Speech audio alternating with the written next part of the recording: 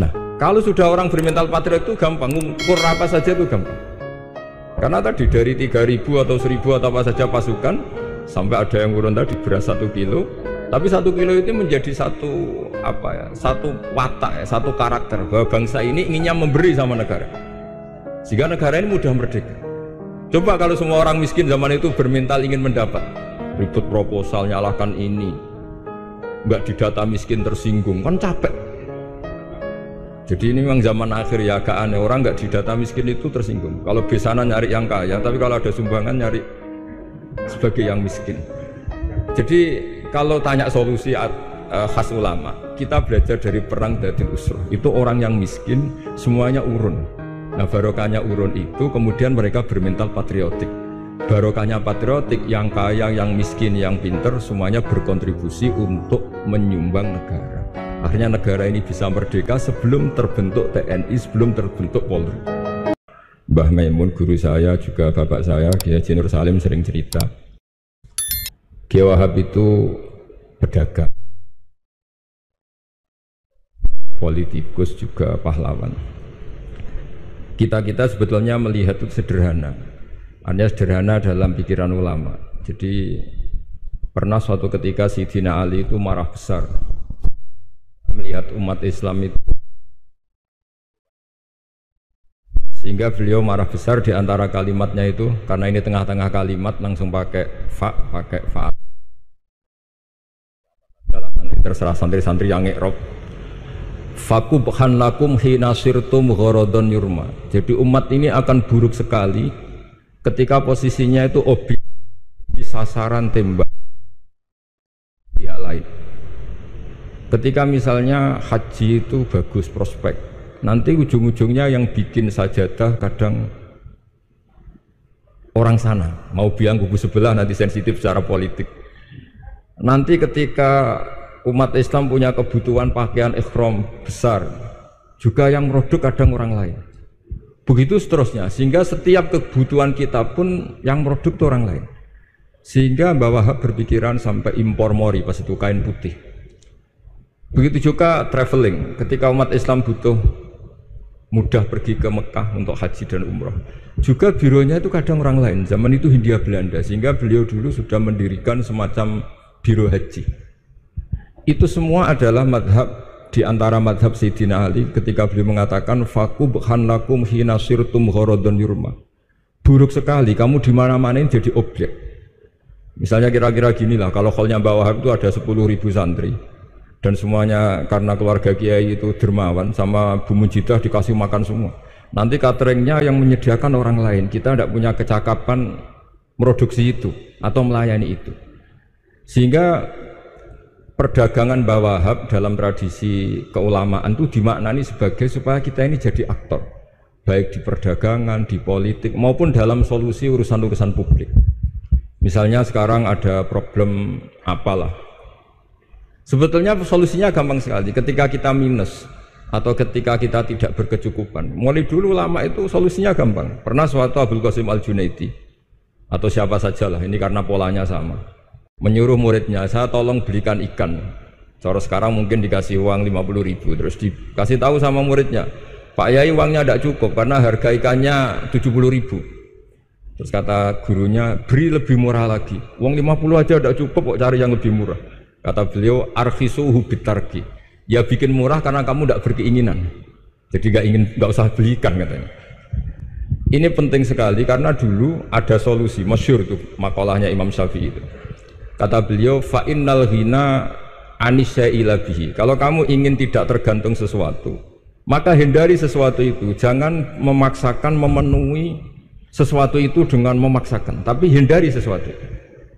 Saya misalnya kalau nuruti kepingin, misalnya kalau saya dengan nafsu serakah saya, mungkin saya ingin punya mobil mewah, ingin apa saja, tapi itu membuat saya tersiksa karena harus menyediakan ini itu. Ya sudah, tidak usah ingin, sehingga mudah sekali. Makanya kata ulama dulu, fa innal ghina anisya'la bihi, untuk menjadi berkecukupan usahakan banyak hal yang tidak Anda butuhkan. Semakin banyak hal yang kita butuhkan, maka kita akan tergantung akan sesuatu itu. Makanya banyak ilmuwan, saya sering diskusi sama pakar-pakar sama ilmuwan, Apakah negara Amerika itu negara yang kuat? Banyak ilmuwan yang berpikir itu ilmuwan politik, bukan tasawuf, berpikir negara paling lemah itu ya kayak Amerika, karena semakin powernya kuat, ketergantungannya semakin kuat. Untuk memenuhi kebutuhan listrik harus begini, untuk kebutuhan minyaknya harus ini. Semakin kita kuat, maka ketergantungan akan sesuatu semakin banyak. Jadi ibarat orang yang punya Alphard sama yang enggak, kayak mana ya? Kayak yang enggak, karena kebutuhannya ada banyak. Artinya dalam kondisi krisis, ulama masih punya solusi, yaitu al-ghina itu anisya labihi. Jadi usahakan ketercukupan itu karena menghindari kebutuhan-kebutuhan yang tidak primer, yang tidak prinsip. Bukan memaksakan semuanya terpenuhi. Karena kita ini ulama. Dulu ketika sebelum ada negara, belum ada TNI, itu ulama punya cara untuk ngelawan Belanda. Karena mereka terbiasa punya loyalis, punya muhibbin, punya ghirah, punya strategi.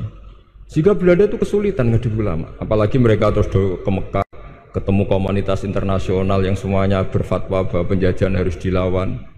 Itu luar biasa. Belum ada negara, nggak ditopang negara, kemudian tetap bisa melakukan perlawanan. Coba kalau dulu ngelawan nunggu, wah saya mau ngelawan penjajah kalau saya diangkat jadi TNI, saya mau ngelawan kalau saya punya otoritas yang disahkan negara, itu ribet. Negara ini saya tidak akan ngaji lama-lama, tapi saya akan cerita khas Mbah Wahab sesuai riwayat yang saya dapatkan dari guru-guru kami, bahwa beliau tadi seperti yang dikatakan Pak Said, membina dan menyebarkan NU kemana-mana tanpa uang proposal. Nggak kebayang saat itu proposal kepada siapa, negara sendiri masih susah. Lalu mau diajukan kemana? Terus yang mau tanda tangan itu ya siapa? Jadi yang saya tahu tadi, yang penting kita niru sesuai yang diidam-idamkan tadi Sayyidina Ali. Jangan sampai kalian itu menjadi gharadun yurma. Ada apa saja orang lain yang memikirkan labanya, kita yang jadi objek.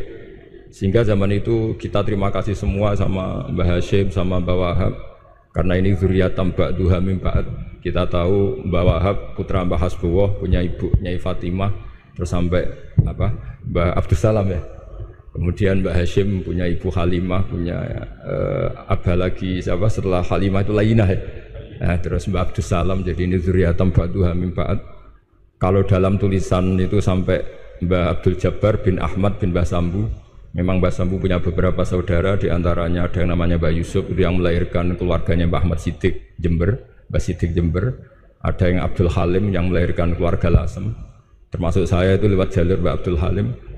Jadi zuriyatam ba'duha min ba'd. Dulu semua orang zaman Rasulullah SAW itu dilatih jadi aktor, jadi subjek. Sehingga orang yang miskin pun ketika perang Tabuk, perang Dzatil Usrah, itu semua menyumbang. Ada yang menyumbang emas yang enggak terkira, yaitu Sayyidina Utsman. Ada yang cerita, ya Rasulullah saat tadi malam buruh dan punya beras hanya 2 kilo, yang 1 kilo saya sumbangkan jenengan, yang 1 kilo saya pakai untuk keluarga kami. Sekarang logikanya sederhana, kalau orang miskin 3.000, pas itu anggap saja pasukannya misalnya 3.000. 3.000 nyumbang beras 1 kilo, itu artinya terdapat 3.000 kilo beras. Artinya apa? Orang Islam yang miskin membiayai dirinya sendiri untuk makan. Dan mereka adalah aktor heroik. Tapi kalau misalnya ini orang-orang miskin ini tidak mau urun rembuk, kemudian menjadi beban negara, maka yang harusnya dipakai senjata, dipakai beli sembako. Dulu zaman Nabi meskipun orang itu miskin itu semuanya bersifat heroik. Sehingga perang Dzatil Usrah itu perang paling dikenang Al-Quran. Nah, efek dari ingin memberi adalah tidak tamak. Makanya kalau dalam kitab tasawuf itu orang pikir itu gak dikritik. Yang dikritik orang tomak. Karena orang menvonis orang lain kikir itu pasti karena berkeinginan mendapat. Kalau tidak berkeinginan mendapat, maka orang lain tidak akan kamu vonis sebagai kikir. Andai kan kita semua ingin memberi sumbangan kepada Indonesia, maka kita tidak akan menvonis pemerintahan kita tidak becus ngurmat kita. Meskipun pemerintah tentu berkewajiban ngurmat orang-orang miskin itu tentu. Tapi andai kan semua orang miskin berpikir ingin menyumbang pemerintah, maka tidak akan menyalahkan pemerintah ketika faktanya nanti suatu saat atau kapan saja, ya semoga ini tidak terjadi, itu tidak mampu menyumbang. Karena masyarakat kepikirannya memberi, bukan mendapat. Ini solusi-solusi yang diajarkan Rasulullah SAW yang disebut al-yadul ulya khairun minal yadis sufla. Jadi bahwa posisi memberi jauh lebih baik ketimbang posisi menerima. Sehingga ketika Allah mensifati orang baik itu siapa? Allah mensifatinya sederhana. Wa mimma razaqnahum yunfikun. Orang yang kepinginannya itu yang memberi. Itu dulu zaman Nabi, pas perang Khandaq, pas perang Tabuk, pas beberapa perang. Itu orang yang paling miskin pun turun. Sampai orang-orang munafik mencibir, innallaha ta'ala la ghaniyun an shadaqati hadza. Allah tidak butuh sedekah hanya 1 kilo. Tapi coba efeknya dari sedekah 1 kilo itu tadi, misalnya orang miskin yang perang 3.000, itu semuanya memakan uangnya sendiri setidaknya enggak jadi beban negara. Terus mentalnya itu patriotik. Dari mental patriotik itu ketemu Belanda kayak apa, mereka bisa makan apa saja.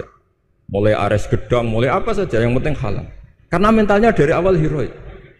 Tapi andai kan mereka mentalnya tomak, mungkin sudah mati. Karena, wah nunggu negara ngasih makan, proposal dulu, sedang mati. Tapi orang dulu enggak, karena heroik, inginnya memberi sehingga bisa mendapatkan solusinya sendiri. Ini solusi yang saya tawarkan, sebetulnya ini mudawwan. Artinya mudawwan itu ada di beberapa kitab, lihat di beberapa tafsir. Istilah perang Dhatil Usrah, perang Tabuk atau perang apa saja itu memang zaman itu susah sekali. Itu menjadi solusi utama adalah setiap orang ingin bermental patriotik. Nah, kalau sudah orang bermental patriotik itu gampang, ukur apa saja itu gampang. Karena tadi dari 3.000 atau 1.000 atau apa saja pasukan, sampai ada yang urun tadi beras 1 kilo. Tapi 1 kilo itu menjadi satu watak, satu karakter bahwa bangsa ini inginnya memberi sama negara, sehingga negara ini mudah merdeka. Coba kalau semua orang miskin zaman itu bermental ingin mendapat, ribut proposal, nyalahkan ini, nggak didata miskin tersinggung, kan capek. Jadi ini memang zaman akhir ya, agak aneh, orang nggak didata miskin itu tersinggung. Kalau besanan nyari yang kaya, tapi kalau ada sumbangan nyari sebagai yang miskin. Jadi kalau tanya solusi khas ulama, kita belajar dari perang Dhatil Usrah. Itu orang yang miskin semuanya urun. Nah barokahnya urun itu kemudian mereka bermental patriotik. Barokahnya patriotik, yang kaya, yang miskin, yang pinter semuanya berkontribusi untuk menyumbang negara. Akhirnya negara ini bisa merdeka sebelum terbentuk TNI, sebelum terbentuk Polri.